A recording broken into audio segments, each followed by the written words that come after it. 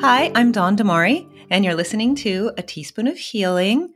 Today I have a guest with me, Lynn Abaté-Johnson. She's an author, speaker, and community builder. She is the author of the book Out of Love, A Daughter's Journey with Her Mom to the End. Hi, Lynn. Hi, Dawn. Thank you for having me today. Thank you for joining me on A Teaspoon of Healing. Yeah. So, from the bio that I read, you were the primary caregiver for your mother for over 6 years. Yes, I was. At this point in time, it's been about 5.5 years. My mom died in 2017 in May. And so I've learned so much that I thought, originally I was going to just publish my journal, right? Because I kept a journal. One of the systems that we created when my mom got diagnosed was a system for communication. It was really important. And everybody who has ever dealt with it, a loved one who is ill or, has any kind of accident or anything, the other loved ones who may live in other states or countries want to know day by day, what in the heck is going on over there? How are they doing? What kinds of surgeries or appointments or any kinds of, procedures or treatments are they having? And so I started this online journal on caringbridge.org, which is amazing. And it's a free platform to use for people. So Caring Bridge. I was writing every single day messages to the family and friends all around the world. People were reading it, and then people were commenting and saying, oh, we thought we were going to be consoling you and feeling sorry for you, and yet you're making us laugh. And so That's great. the way that I was kind of telling our daily stories was like, oh God, she fell off the toilet seat and into the trash can, like in the hospital bathroom after surgery. And so it was a way for us to disseminate information. And I was the writer in the family pretty much. So, and also the admin person and kind of my mom's right hand as far as, all the daily logistics and details. Mm-hmm. So the whole book really started as, I'm just going to publish those journal entries. And then I thought, no, that's not really enough, because there's more to the story. And people have asked me, there's the before she got diagnosed, there's the during of the fight that we were in, that roller coaster ride we were on. And then there's the aftermath, like what happens in the aftermath of a mother dying, like leaving 5 children and 10 grandchildren and a couple of great grandchildren behind, and then all of these other friends and family members. So the aftermath is really important because I've transformed in many ways my life, and ironically in ways that my mom would have wanted me to. So for whatever, your spiritual beliefs are, I believe that my mom, she's here still. She's just not here. Yes. And I love that, what everything you shared. And it sounds like you had a great community and was probably very helpful for you. So what advice would you give for people who have found themselves as caregivers for either parents or anyone in their life? They've just found themselves in the situation and they're going to take that on. There are a few things. One is, you're going to be hit emotionally very, very heavy.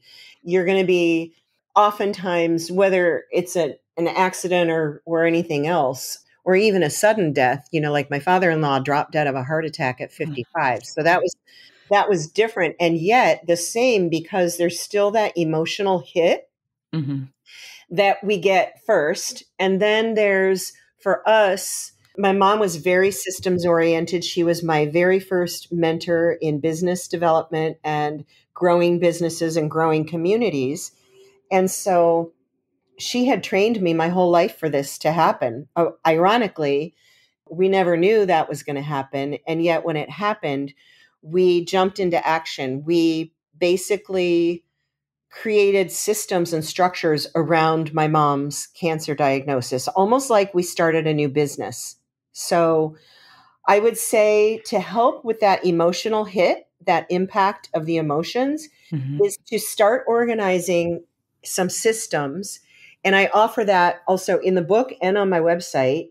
I offer these systems that are basically just checklists right? I have like 12 or 13 PDFs on my website that people can go and access Oh, and great. copy and use. And so it was really important for us to keep things as simple as we could because we had no idea what to do or what was going on. None of us had any experience with illness like this, illness like cancer. No, nothing heavy had ever really happened in our family. And then here it was the matriarch, got hit with Yeah. cancer, ovarian cancer. And so between the systems that we created and then being able to ask for help, those were two really important things that we did from the beginning. And the help that we asked for at the beginning was different than the help that we asked for down the road. Because at the beginning, admittedly, I'm a recovering control freak. And my mom was a complete control freak. And so originally we thought, oh, well, this isn't going to get us. And we're not victims of this. It's not going to control us. We're going to control it. And then Mhm. we learned over time, especially that first year was really, really pivotal, is that it was a pivotal year because of the learning curve that we were on. And we learned what we could not control. It was very clear to us that we could not control a lot of what we were having to deal with day in and day out, month to month, year to year. And she defied the odds for her diagnosis being stage 3C ovarian cancer, and having her tumor marker be so sky high at the beginning. It looked pretty dismal. Like I kept thinking any minute now she's going to be gone. We'd show up at the hospital and they would give us, in the emergency department, they would give us end of life papers. They didn't know really necessarily what that thrash looks like that an ovarian cancer patient is going through. So she did appear like she was going to be dead any minute, but she lasted for over 6 years. So there was a gift in the fact that we had that kind of time Mhm. to learn about what we could control, what we couldn't control, and also to develop some patience in our lives because this the other piece of us being control freaks is that we did not cultivate patience very well, Mhm. especially the women in our family. And yet my mother was one of the most pragmatic people I've ever known. And I started learning by watching her model her pragmatism, being so sick at times, and still her pragmatism coming through. And how are we going to manage this? And make her as comfortable as possible, help her get sleep, help her get nutrition.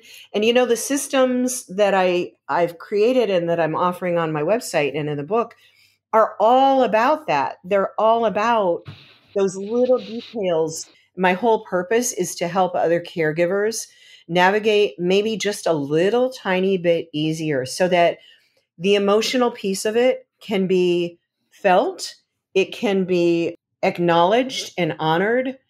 And what I did a terrible job of at the beginning, especially feeling my feelings and being authentic about my feelings Mhm. to the point where I was working in Silicon Valley at the time. And luckily, I was working remotely. So they never knew that when I was still being a rock star at work, I was sitting in hospital rooms and doctor's office waiting rooms. And I mean, I worked and I still did a great job and I was still very productive, but I didn't say a word to my bosses. Oh, okay. And I didn't take any time off either. I didn't feel comfortable bringing my personal life to work. Mhm. Fast forward 11 years later, it's a much different scenario. Now, the company I'm with actually encourages you to bring your whole self to work and be authentic and Mhm. show up, and how compartmentalizing does not work. It might work in a pinch Mhm. temporarily, but what it did in my system, in my body, in my spirit, is that it really tore my nervous system down, just destroying my own health. Many people, they have to work full time or they have a business they're running, and that can be very challenging, especially if one isn't remote. You were able to kind of hide that, and I I think it's was. wonderful that you have a company now that says, "Be authentic, bring as much of yourself as you can." But a lot of companies, they don't want that, and it's probably also not great to bring it into there because then you feel, oh, you'll be held back or they're going to give the projects to somebody else. So how can somebody manage that, especially if they're in a very demanding career like you were in Silicon Valley in marketing, and Yeah. say that they're not remote, but which a lot Right. of people are right now. But Yes. Yeah, more people are now. However, there's still that very real scenario where you're not remote. You're having to go into an Mhm. office. I mean, these days I think things have gotten better, and I'm really on a mission to be a part of the conversations that make things better for people. Not only the patients and the caregivers for the patients and the family members, but also for the medical professionals, the Mhm. doctors, the nurses, the skilled nursing, like every single person, the ICU nurses who touch those patients, I saw them the same way, Dawn. Like I Mhm. saw them not healthy. I saw Mhm. them binging on sugar like I did. Yeah.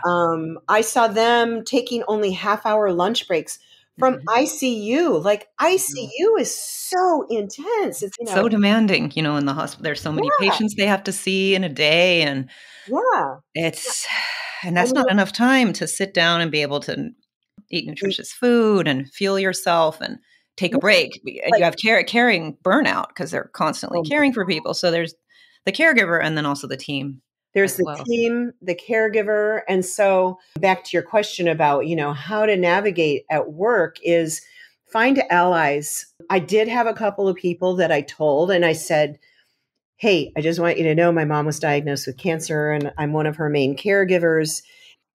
I trusted these people to not judge me by that. They knew that I was going to show up and perform well no matter what was going on in my personal life. So I was able to confide in a couple of people, but I swore them to secrecy. Mhm. Now today, I would even I don't think I really was aware at first. I kind of went unconscious. I went into a place of survival mode only. And so out of that, that's why I thought, oh, well, I need to be more like a man. I need to compartmentalize and I Yeah. need to just do what's right in front of me. I would find those allies. I would create those systems just like I did. I would do exactly the same. That really saved us a lot. I would work with the leadership. I would take the temperature of the leadership of my company now and I would just kind of feel it out. I would have some conversations that may be a little uncomfortable. Now, everybody has to assess their own risk, right? Like, Yes. are you willing to risk having those uncomfortable or hard or emotional conversations? Like, is this a place where if you started to cry, would you be embraced? If it isn't, I would say there's, big systemic changes that need to be Mhm. made there. And as a caregiver, you're not in any position to make systemic changes in your profession. No. However, there are things like if you look for some nuances and you look for some rays of hope, that's for me really important is to find some kind of ray of hope in the administrators and the leaders of the company. If we can learn to ask for help and be a little bit more vulnerable as entrepreneurs. I mean, even with this book, I've hired people to help me. Or if you're in a family business like I always was growing up, there are other people in the family that are also maybe suffering because they're the same family member that you're taking care of. Yes. It's like exercise that muscle of asking for help. Absolutely. Mhm. Now, it's a little bit different of a topic, but Mhm. it's still related to caregiving and also the role reversal because if you're Yeah. a caregiver for your parent and you're a daughter or a son, Uh-huh. the role reversal that happens because they took care of you and now you're taking care of them. How can people navigate that, especially if they had perhaps a tense relationship with their parent? We had all of this. Like I'm my mother's firstborn. I'm Mhm. probably the closest to her. Probably this could be argued, but I'm very close to her temperament and I really could read my mom without her even speaking, which actually was not a great thing a lot of the time because I'm empathic. And so I would pick up on how my mom was feeling, even when she was stuck full of tubes and intubated in the ICU. I almost passed out, literally, like walking into that dark room and seeing her body, just all puffed up and not able to communicate. And really, she was the boss.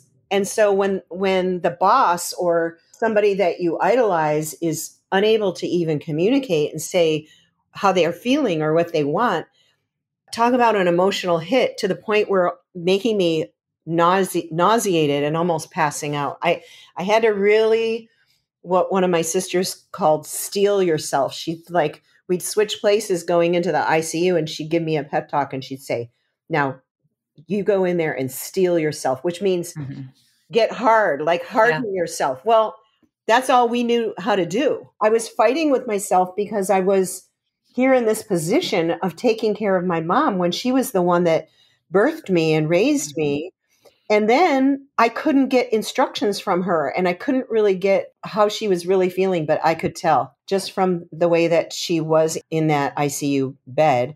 And then over the next 6 years, and I used to think that this book was really for a certain generation of people, kind of maybe where I'm at, where we have aging parents and now we have children. And I don't even have children myself. I have nieces and nephews that I've helped raise, but it's important to tap into that empathy and those relationships and whatever care you can provide that is natural for you. Like, I wasn't going to be the one that was cooking all day and preparing meals. I have a different sibling for that, right? My youngest sister, I wasn't the touchy-feely daughter.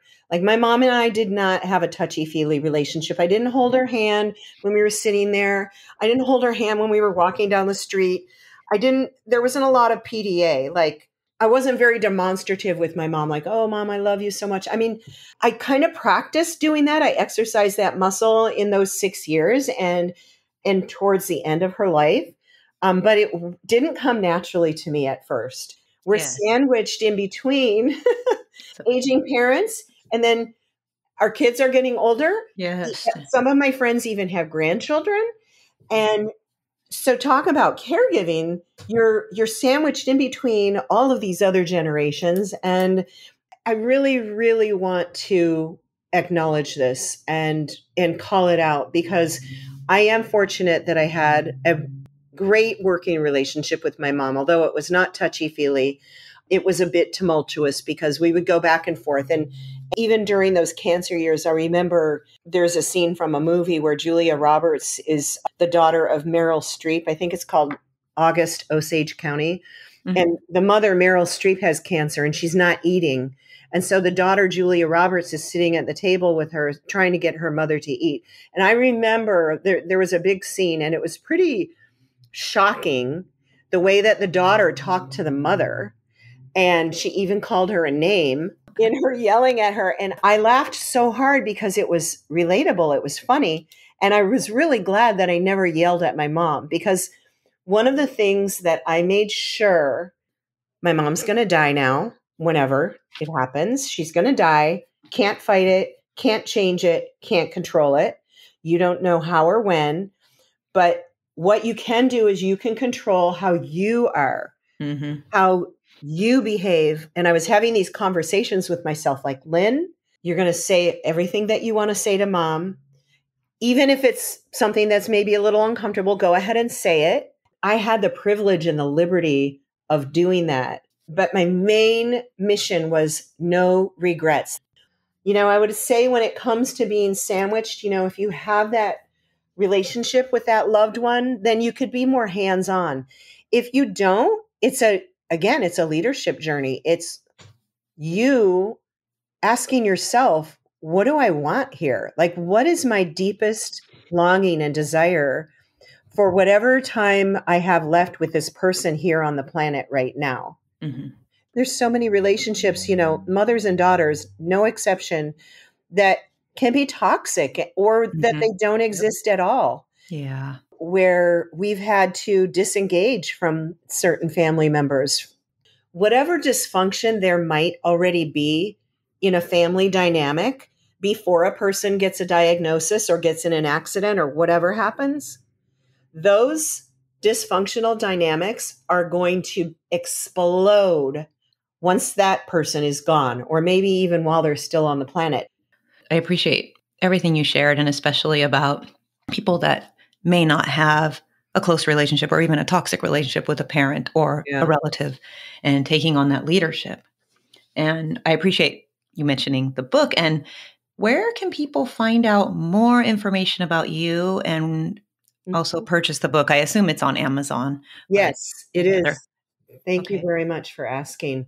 Yes, it's on Amazon in all the countries around the world. So I'm really happy about that. My website is the hub. My website is the point of contact for everything having to do with me, the book, the free tools and resources. I've even built a small but growing community that's not on social media. It's just it's a separate community built by and for caregivers. So all of this you will find on my website, which is Lynn Abaté-Johnson book.com. So I know that you'll have that in your show I will. notes. LynnAbatéJohnsonBook.com. And these will be in the show notes as well, and it will be directly linked. But in case someone's just listening, that's where you can get that information. And that's wonderful that you have a community there for caregivers, and it's not on social media, which is nice. And I so know. people can connect that. It's nice. And then it probably is monitored and I moderated monitor it. controls. I moderate it right now. I'm doing everything myself right now. And there are other, besides Amazon, I'm really, really committed to getting into libraries, local bookshops. Wonderful. I don't want financial or social media barriers to be in the Mhm. way of anybody getting this kind of support and encouragement and empowerment through their caregiving journey. So I'm like thinking of all of the different ways that people could access it. And so that's what I'm working on now is just like smaller mom and pop bookstores locally. And, so wherever you like to, there's some really good online book outlets that are giving percentages of their sales to even mom and pop storefront That's bookshops. wonderful. Yeah. That's really wonderful because the access can be difficult, and Yeah. mom and pop bookshops got to support them. They do so much for the community as well as libraries to They provide really, books for yeah. not everybody has the access, and libraries we got to preserve those. I'm a Yeah. big fan of the library.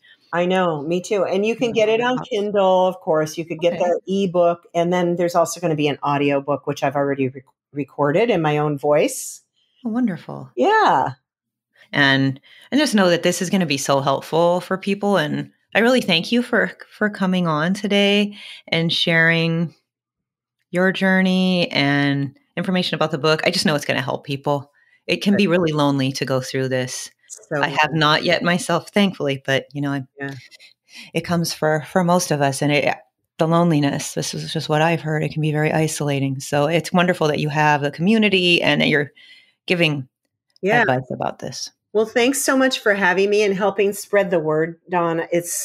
That's the most important thing to me is that the word gets out and that people know they're not alone. They're not, and Mm, you're welcome. And thank you so much for coming on and sharing this for sure. the listeners. My And I hope you have a wonderful rest of your day. And Thank you. thank you so much again for coming on. Thanks. Susan, you remember the time we were in Orange County? We were driving around and we got lost, and we ran into this place called Avila's El Ranchito. You remember the place? The place had awesome decor and authentic margaritas. Did you know that Avila's El Ranchito has been around since 1966? They have 13 locations throughout Orange County. Visit Salvador Avila's location in Lake Forest and Foothill Ranch for great food, ambiance, and specialty margaritas. This podcast is for informational purposes only and does not constitute medical advice. Please consult a physician or other health professional before undertaking changes in lifestyle or wellness habits. The author claims no responsibility to any person or entity for any liability, loss, or damage caused or alleged to be caused directly or indirectly as a result of use, application, or interpretation of the information presented herein.